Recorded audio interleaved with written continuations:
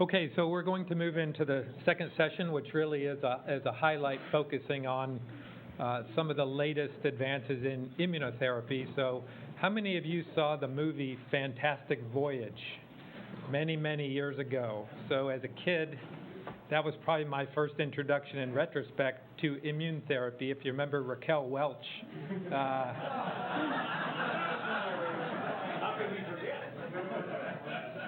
I'm surprised, Stan, you don't use that image in your talks. Everybody wanted to be an antibody attacking Raquel Welch at that moment. So anyway, so this session focuses on immunotherapy, and our first speaker is Dr. Mike Schweitzer, who's a medical oncologist that we recruited a little more than a year ago from Johns Hopkins University. You may remember his talk last year focusing on testosterone therapy, this bipolar androgen idea, which that trial is now open and underway at the University of Washington. Today he's going to give us an introduction on immune therapy. Mike? All right, thanks, Pete. I guess I'm the token clinician in a room full of immunologists today. But I was going to talk about, I guess, cancer immunotherapy, and specifically just go over some Immunology 101. This is a very large topic, so I'm going to give sort of a whirlwind tour of it, and hopefully I do it some justice. And then at the end, I was also going to touch on therapeutic cancer vaccines. So I think the way I think about the immune system's fundamental job is that it's really there to recognize things that don't belong in our body and to eliminate them. And so oftentimes we think of this as being pathogens, things like bacteria or virally infected cells, but this can also refer to cancer cells. And so I think central to the ability of the immune system to actually recognize something as being foreign and eliminating it is that it has to be able to differentiate between what a normal-looking cell looks like and what a cancer cell looks like. So, for instance, say we have a normal-looking prostate cell here. He's friendly enough. He has normal proteins on his surface. The immune system's matured in his presence, so he knows that he's a friend, and that when he sees a cell that has proteins that look like this on its surface, these are things that he can leave alone. In this context, we usually refer to these proteins as antigens. There are a lot of ways that the immune system can recognize normal versus foreign-appearing cells, but antigen recognition is one of the important ones, so I'm going to focus on that just for a second because I'll bring it up later on as well. But this normal cell can actually transform, usually through some mutation event, into an angry form of itself. This is a prostate cancer cell that looks distinctly different from the normal prostate cell. So he may actually have some of the same antigens as the cell he was derived from, but he probably also has some abnormal antigens on his surface too. And these are abnormal because they were encoded for by this mutated DNA. So they're distinct from the normal cell. And this is one of the ways that the immune system can recognize cells as being normal, cells that they should leave alone, versus cells that are from, say, a cancer or another, infectious agent. And so when we think about the role that the immune system plays in trying to control cancer, this is just one hypothesized way that this occurs. And so this is called the immune editing hypothesis. And it basically lays out three phases by which the immune system interacts with a cancer. And so on the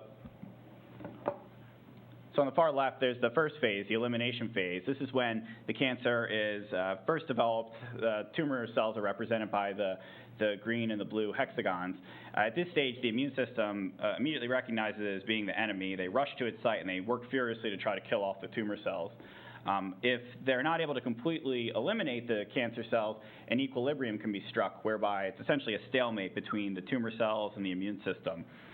And this can go on for some time. Eventually, if the tumor does progress, though, we call this the escape phase. And this is when the immune system is really no longer effective in controlling the cancer.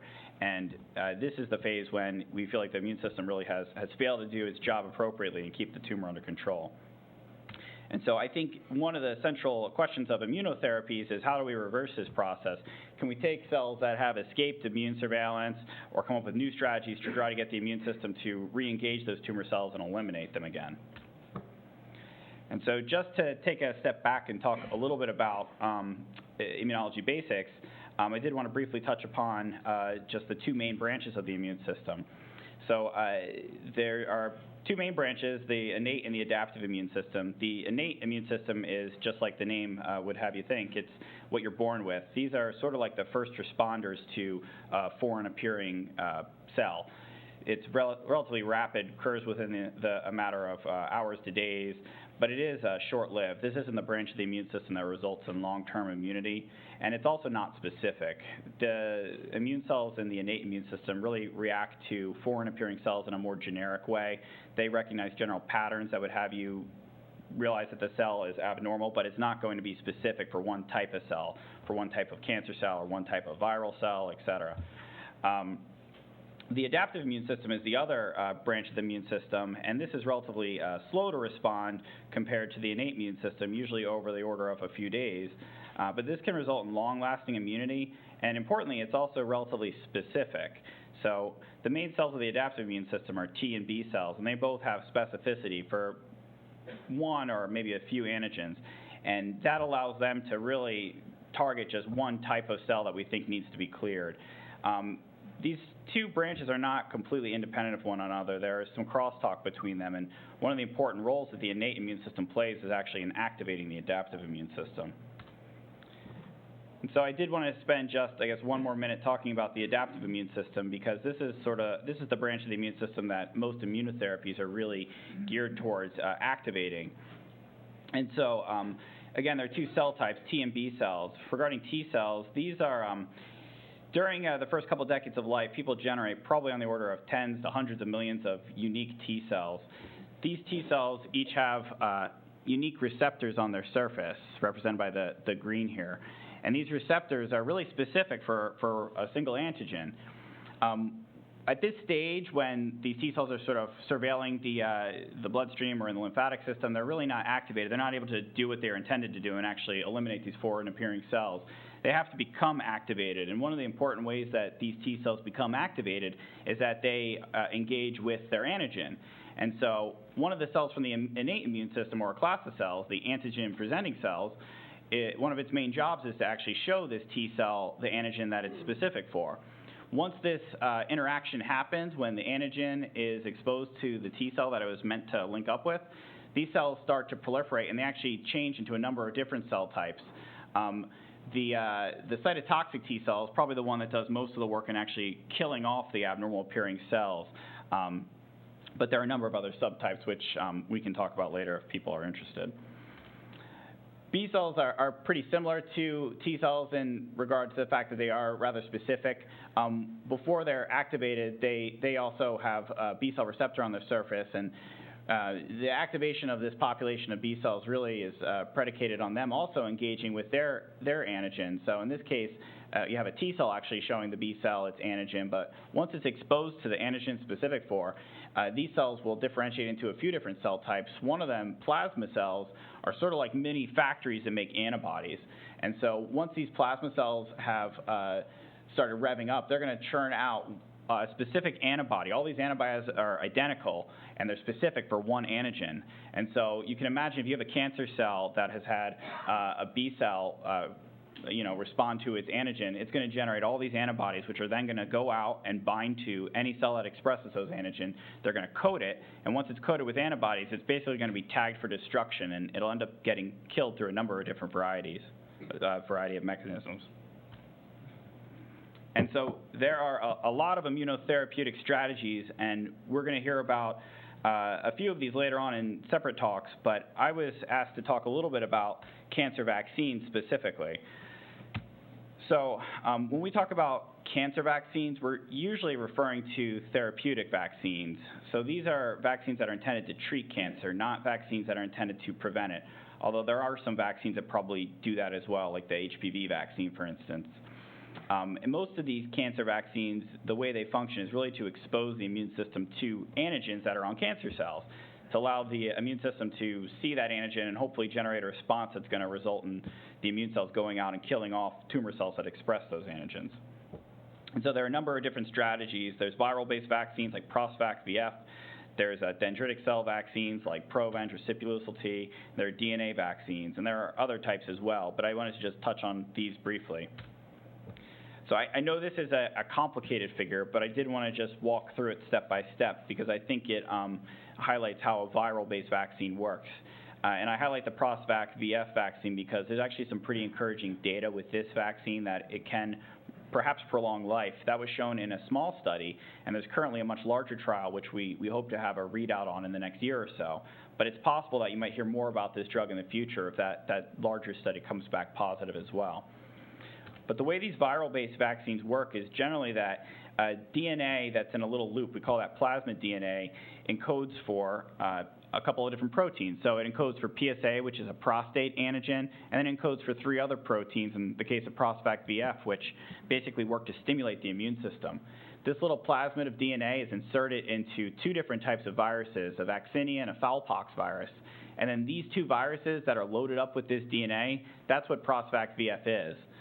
So patients get the ProstVac VF, this loaded virus basically, and then once it's in their system, it goes on to infect normal cells. So the ProstVac VF, this virus that's loaded with this DNA is going to infect normal epithelial cells. These cells are going to start making the proteins that are encoded for by the DNA. They're going to make PSA, and they're going to make these other immune stimulatory proteins. Eventually, these cells die, but they're going to release all those proteins they just made. These proteins then get taken up by these antigen-presenting cells, and then they take those proteins and they present them to T cells. These T cells then now have met up with the antigen they were destined to bind with, and they start dividing, turning into cytotoxic T cells and going out and destroying cancer. And so that's generally how a viral-based vaccine works, and this is specifically for the ProstVac VF. The next one I wanted to talk about was Sipuleucel-T, or Provenge, because this is actually the only therapeutic vaccine that's approved for any cancer right now, at least in the U.S. And so the way this works is that a patient undergoes what we call leukapheresis, so they actually remove a volume of blood and they spin it off and they harvest just the white blood cells, the immune cells. These immune cells, and specifically the antigen-presenting cells, are basically incubated for 36 hours with a protein, where half of the protein is PAP, which is an antigen on prostate and prostate cancer cells, and GM-CSF, which is a protein that stimulates the immune system. After that 36-hour period, these cells are given back to the patient, and this whole process goes on for a total of 3 treatments, each spaced out by 2 weeks, and that entire course is what we consider a round of Provenge. But after these cells are infused, you have these antigen-presenting cells that are now primed to basically present this PAP antigen to T cells, and similar to ProstVac VF, these T cells become activated, and then they go out and kill off tumor cells. One of the sort of perplexing things about Provenge, about Sipuleucel-T, is that in all the studies, it doesn't look like it actually shrinks tumors. It doesn't look like it decreases PSA levels.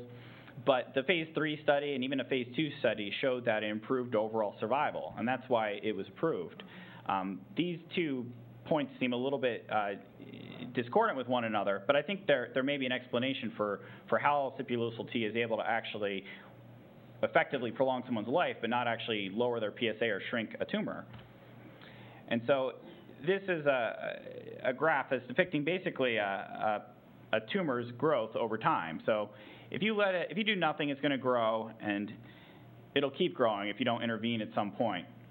Conversely, if at that same point you were to treat another patient with Provenge, you might actually be able to flatten the rate at which the tumor is growing. So you've changed the kinetics of how fast this tumor is growing.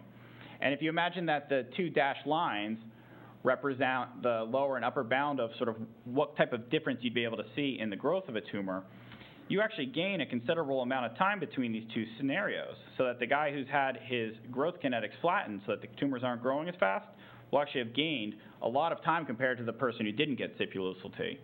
This is a theory. We haven't really proved this in the case of Provenge, but this is one of the explanations for how it might actually result in prolonged survival, but not necessarily cause tumors to shrink or PSAs to decline.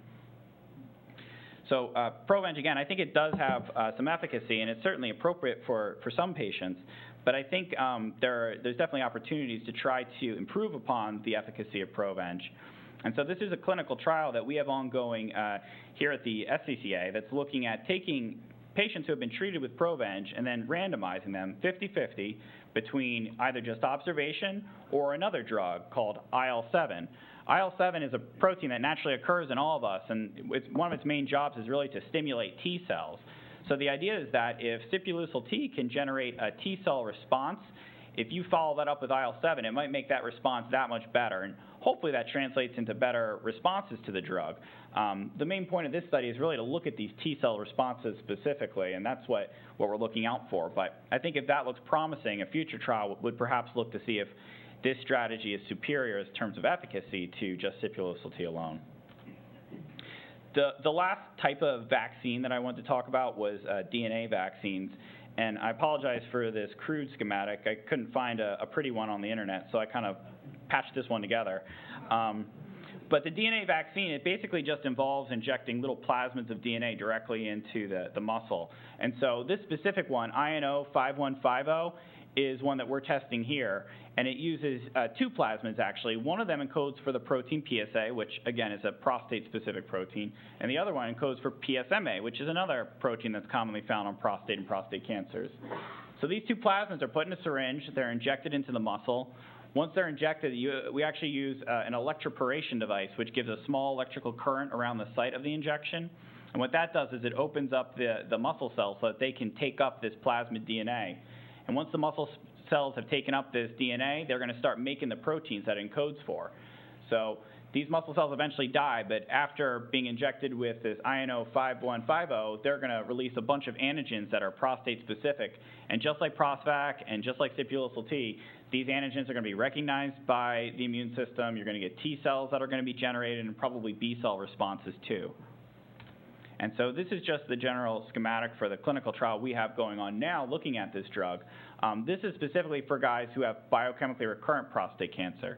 And what that means is they've gone through some local therapy like had a surgery or had radiation, but their PSA is rising. We don't see any cancer on scans, but because the PSA is going up, we worry that the cancer cells might be lurking around somewhere.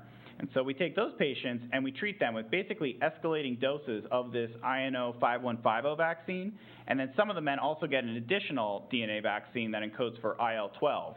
IL-12 is another protein that helps to stimulate T cell responses.